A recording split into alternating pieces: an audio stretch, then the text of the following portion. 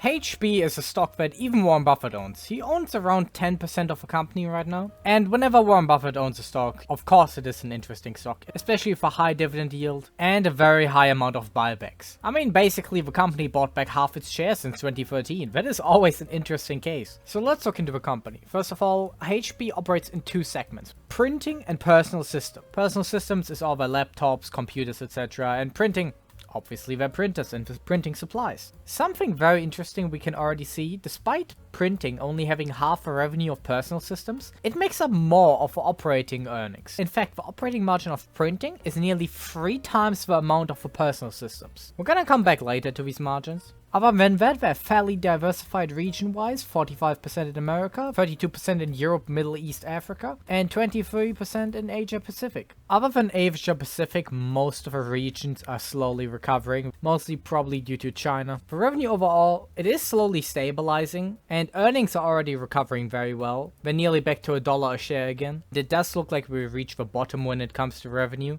especially with units in personal systems up.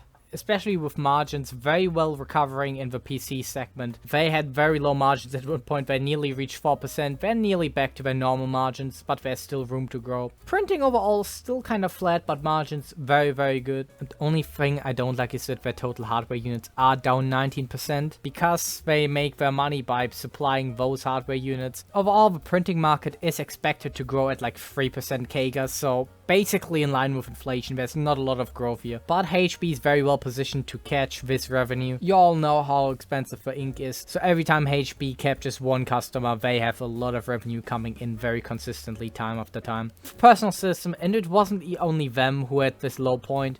You could see it in the numbers of Intel and AMD. They were just not selling as many chips for computers, but that is slowly recovering alongside with competition, so I think HP will make a recovery here. Now when it comes to HP, there's one issue for me: the moat. And this is also why printing has such a big margin. They have no moat on the PC side of the business. There is no difference between an HP laptop, a Lenovo laptop, or whatever the hell laptop you can grab in any store. They don't have an ecosystem. It doesn't matter if I buy a new HP laptop or Lenovo laptop, the switching is the same. The only thing they compete on can be margins, really. And that is why margins are so thin. Now with printing, this is different. They don't make a profit basically from selling the printers. As we all know, I don't need to tell you this, you're not a child, they make the money with ink. And the ink they can put at a high price. Revenue overall slowly growing, of course the little drop recently, but we can see it's kind of stabilizing already and growing again. Very consistent gross margins, have been improving over time. Free cash flow margins generally growing, of course the little dip recently. They are not completely over leveraged. They bought back a lot of shares from 2020 to 2023. They took on $9 billion in debt, which is around a third of the market cap, and as you can see, they bought back around 1/3 of the shares.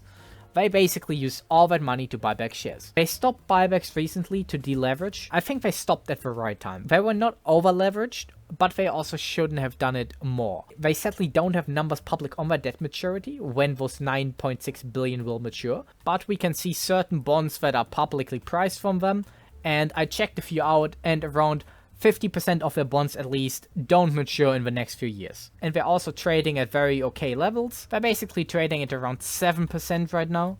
So HP can easily raise new cash at the capital markets, and they still make a lot of cash flow. Even at the lows they made 2 billion. So the current debt load is not even 5 years of free cash flow at the absolute lows. Current debt is only at around 440 million. They have 1.7 billion on hand. It is not an issue for them. One issue I have with HP at the moment is also share-based compensation. It is just exploding. It has been growing a lot. And I don't really understand why the management needs that much share-based compensation. The company is not growing fast, and they're issuing stocks to them like it is a fast-growing company and they're the next Apple. This is something I don't like to see. If this share-based compensation continues to explode like this, I would be worried as a HP shareholder. For now, it is not too big, but it is getting concerning. So when it comes to valuing HP, let's look at the free cash flow per share. Where will it recover to? If we want to be conservative, I think free cash flow will return to around 3.5 billion. Minus around 450 million in share-based compensation. Let's just call it 500 to be more safe. that will be around 3 billion in free cash flow. They have 1 billion shares outstanding, so that is 3 free cash flow per share. Now when it comes to valuing the stock, at a free cash flow of 3 per share, I'm thinking of a growth rate of 9% for the next 5 years and 7% in the next 5 years after that. You gotta remember, most of this growth is gonna come from buybacks. I wanna be a bit more conservative here.